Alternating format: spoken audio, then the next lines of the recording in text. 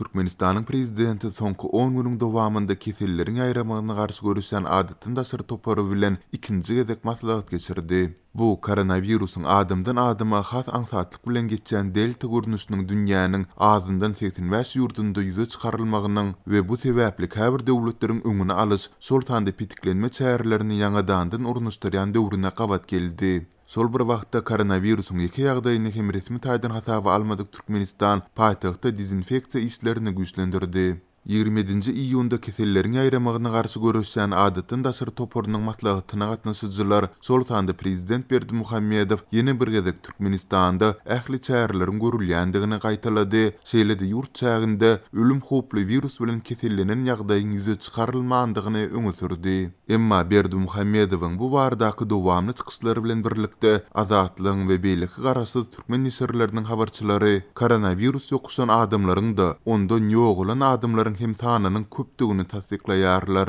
Adatyn daşyr toparynyň ýolbaşçylary bilen maslahatyň dowamında has netijeli vaksinalary satyn almak boýunça hem degişli karara gol goýuldy. Emma anyk haýsy vaksina bardy gurrun edilýändigi we has netijeli diýilip häsiýetlendirilen vaksina haýsy sebäpden zerurlygyň ýüze çykandygy aýdynlaşdyrylmady. Mundan öň hökümetçi internet nisirleri türkmen mediasyna salgylanyp Türkmenistanyň Russiýada öndürilen Sputnik we Epivac Corona, Hytaýda öndürilen Coronavac, şeýlede İngiliz Swed kompaniýasynyň öndüren AstraZeneca tanjymlarynyň getirilendigine habar beripdi. Emma Azatlyk radiosy bilen söhbetde bolýan raýatlar häzir olary esasan diňe Hytaý vaksinasynyň urulýandygyny aýdarlar. Bellesek aprelde Hytaýyň keselleriň öňüne alyş we profilaktika merkeziniň başlygy Hytaýda öndürilen vaksinalaryň koronawirusa garşy ýokary goragy üpçün etmeýändigini boyun alypdy. Galy bersede gün wataryň ilmi jemgyýetinde Hytaý vaksinalarynyň synaglarynyň aýdynlygy, şol sanda Hytaýly lukmanlaryň çap edýän maglumatlarynda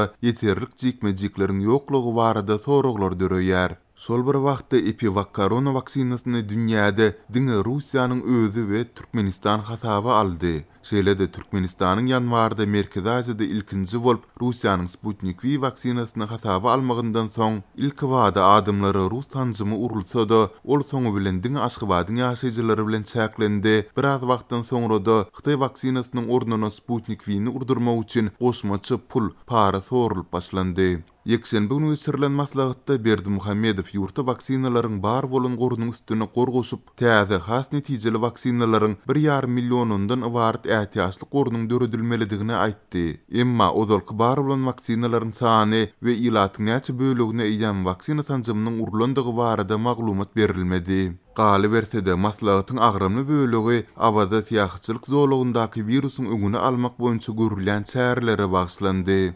Berdimuhammedow zolugy girilýän ýerlerde we tutuş dolugyň çäginde deňiz ýakynda polisiýanyň gözegçilik işleriniň ýygyderli ýoly goýulmalydygyny tapşyrdy. Mundan öň Azatlyk radiosynyň yerli habarçysy ygtybarly seçmelere salgylanyp Berdimuhammedowyň 29 iýundaky öz doglan gününden soň awazada dinç almagyna garaşylýandygyny habar beripdi. 27 iýunda Berdimuhammedow häzir dünýäde koronavirus ýokunjunyň indi beýleki görnüşleri bilen keselleýän adamlaryň sanynyň köpelýändigini aýdyp, onuň öňüne almak boýunça hem ähli çäreleriň görülýändigini nyktady.